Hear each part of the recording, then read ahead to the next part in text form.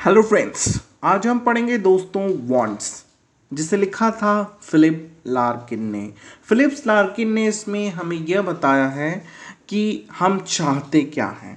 जैसा कि उन्होंने टाइटल ही रखा है वांट्स, यानी कि हम क्या चाहते हैं, हमारी क्या नीड्स हैं। हम कभी कभी अकेला भी रहना चाहते हैं, कभी कभी एकांत में कुछ सोचना चाहते हैं अपने बारे में, पर क्या हम ऐसा कर सकते हैं? नहीं, क्योंकि अगर हम अकेला रहना चाहेंगे तो हम अकेला नहीं रह सकते, क्योंकि सोसाइटी में हमें रहना ज़रूरी है। सोसाइटी में अगर हम नहीं रहते हैं तो फिर हम किसी से इंटरेक्ट नहीं हो पाएंगे। हम कमाएंगे क्या, हम रहेंगे क्या, हम किसी से बात नहीं करेंगे तो हमारी ज़रूरतें कैसे पूरी होंगी। तो हम वांट्स यानी कि ज़रूरत के कारण हम जो नहीं चाहते हैं वो भी हमें करना पड़ता है। इसी चीज़ को पोयम में फिलिप लार्किन ने लिखा है। तो आइए दोस्तों देखते हैं कि आखिर फिलिप लार्किन क्या हमें बताना चाहते हैं इस पोयम में वांट्स में, और क्या है हमारी ज़रूरतें, और हम क्या चीज़ डिज़र्व करते हैं और क्या चीज़ नहीं डिज़र्व करते हैं, हमें वो चीज़ चाहिए है या नहीं चाहिए, और इसके लिए हम क्या क्या सेक्रीफाइसेस करते हैं यानी कि बलिदान देते हैं, यह सब हम जानेंगे। तो सबसे पहले वांट्स पोयम को उन्होंने पब्लिश कराया था 1951 में, और इसे लेस डिविडेंड किया गया था 1955 में। 10 लाइन्स की यह पोयम्स है, तो ये काफ़ी छोटी सी पोयम है जिसे हम 5 लाइन में यानी कि 2 स्टैंजा में पढ़ लेंगे। और इस पोयम की थीम के बारे में बात कर लिया जाए तो human needs for seclusion versus the instinct to be social, यानी कि ह्यूमन नीड्स यानी कि मनुष्य की क्या ज़रूरतें हैं जिसके कारण उसे सोशल होना पड़ता है। अगर वो सोशल नहीं होगा तो शायद उसकी ज़रूरतें पूरी ना हो। अब वो चाहे या ना चाहे उसे लोगों से मिलना ही होगा, उसे लोगों से बात करना ही होगा। यही है इस पोएम की थीम जिसे आज हम पढ़ेंगे।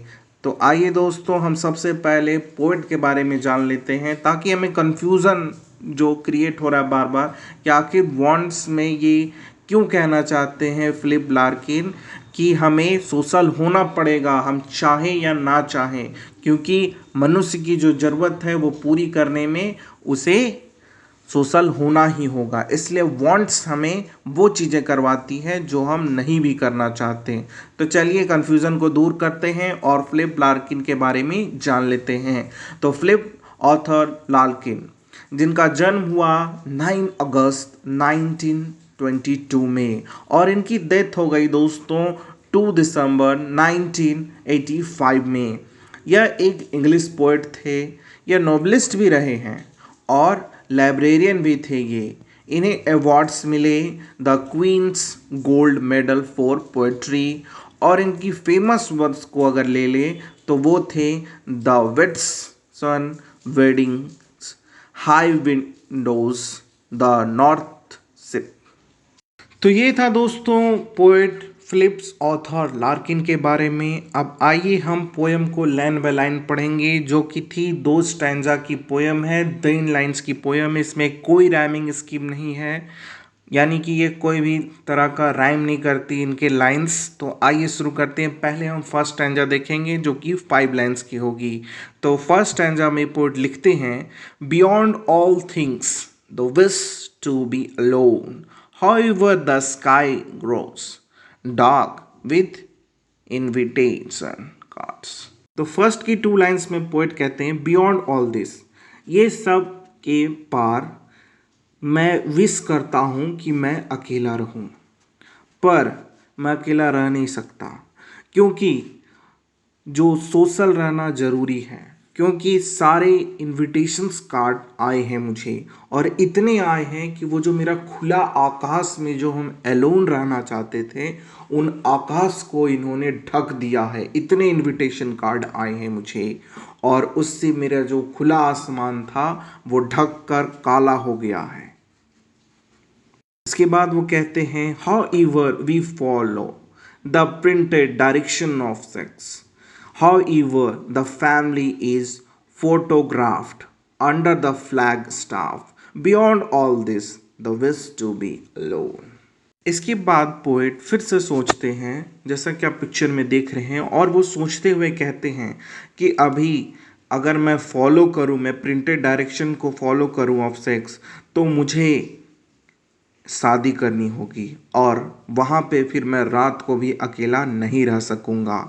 और how ever the family photograph, यानी कि उसके बाद मुझे मेरी फैमिली होगी, मैं शादी करूँगा, सेक्स करूँगा, यानी कि फिजिकल रिलेशनशिप में आऊँगा, और फिर मेरी एक फैमिली होगी और मैं फैमिली फ़ोटोग्राफ भी खिंचवाऊँगा और वहाँ खिंचवाऊँगा जहाँ फ्लैग होस्ट हो रहे होंगे, यानी फहरा रहे होंगे. तो मैं कहीं अकेला रह ही नहीं सकता. मेरी विश तो है कि मैं अकेला रहूं, पर मैं रह नहीं सकता. क्यों नहीं रह सकता? क्योंकि मेरी आगे चल के फैमिली होगी, शादी होगी. ये सब पोएट कहते हैं इस स्टैंजा में. पर मैं अलोन रहना चाहता हूँ, पर मैं रह नहीं सकता, यह पोएट कहना चाहते हैं. उसके बाद आइए हम सेकेंड स्टैंजा में देखते हैं पोएट क्या कहते हैं. तो आइए फर्स्ट 2 लाइन पढ़ते हैं. Beneath it all the desire for oblivion runs despite the artful tension of the calendar. यहाँ पे पोएट ये कहते हैं कि बीनीथ इट ऑल, यानी कि सब कुछ छोड़कर क्या मैं रह सकता हूँ? नहीं. जो ऑब्लिगेशंस रन्स हो रहे हैं मेरी लाइफ में, और ये जो मेरी जो कैलेंडर आपको दिख रही है कि कितनी कलरफुल है, मैंने कितनी सारी चीज़ें प्लान कर रखी है कि यहाँ जाऊँगा, वहाँ जाऊँगा, ये मेरे लिए टेंशन है. मैं इस चीज़ों को छोड़ना चाहता हूँ, अकेला रहना चाहता हूँ, पर मैं नहीं रह सकता. इसके बाद लास्ट की 3 लाइन हम पढ़ेंगे. The life insurance, the tablets fertility rights, the costly aberration of eyes away from death, beneath it all the desire for oblivion runs. यहाँ पे द लाइफ इंश्योरेंस, यानी कि देखिए पोएट एक फैमिली मैन हो गए हैं, तो वो लाइफ इंश्योरेंस करवाए हैं, तो ये सब वो भूलना चाहते हैं. और वो ये भी कहते हैं कि मैंने लाइफ इंश्योरेंस कराया है, अपना जीवन को सिक्योर करवाया है, कॉस्टली एवरेशन दूंगा, यानी कि मैं ज़िंदा रहने के लिए डॉक्टर बुलाऊंगा, अपना इलाज करवाऊंगा, और मैं दूर भागूंगा किससे? फ्रॉम डेथ, जो कि आनी है, पर हम अवे भागने का कोशिश करेंगे और पैसा देंगे उसके लिए कि हमें बस नहीं मरना है. ये सब सिर्फ और सिर्फ अपनी फैमिली के साथ रहने के लिए करूँगा. पर बीनीथ इट ऑल, पर ये सब अगर मैं हटा दूं, the desire for obligation run, और ये जो मेरी डिज़ायर है, यानी कि ज़रूरत है जिसके लिए मुझे ऑब्लिगेशंस रन करनी ही होंगे, ये सब मैं नहीं चाहता. मैं सुकून भरी ज़िंदगी चाहता हूँ. यहाँ पे पोएम ख़त्म होती है दोस्तों. देखिए पोएट बस हमें इतना कहना चाहते हैं कि पोएट का कुछ अपना चाहत था कि वो एक अलोन रह सके, पर वो रह नहीं पाए, क्योंकि सोसाइटी उन्हें सबसे पहले शादी करवा दी, फिर उनके बच्चे हो गए, फिर वो अपने लाइफ के बारे में सोचने लगे कि कैसे मैं उसे बचाऊं ताकि मैं अपनी फैमिली के साथ रह सकूं. वो ना चाहते हुए फ़ोटो भी खिंचवा रहे हैं. उन्हें सब कुछ करना पड़ रहा है जो वो नहीं चाहते थे. वो बस अपने साथ में अलोन रह बिताना चाहते थे, अपने स्वयं को जानना चाहते थे. ये सब वो नहीं कर पा रहे हैं, और इसी के लिए उन्होंने यह स्टोरी लिखी. वांट्स आपको अच्छी लगी हो तो प्लीज़ लाइक करें, शेयर करें और सब्सक्राइब करें. मैं आपसे मिलूँगा दोस्तों फिर से नई स्टोरी में. तब तक के लिए बाय बाय. आपने मुझे पूरा सुना, इसके लिए तहे दिल से धन्यवाद. एंड लास्टली थैंक यू दोस्तों. जय हिंद.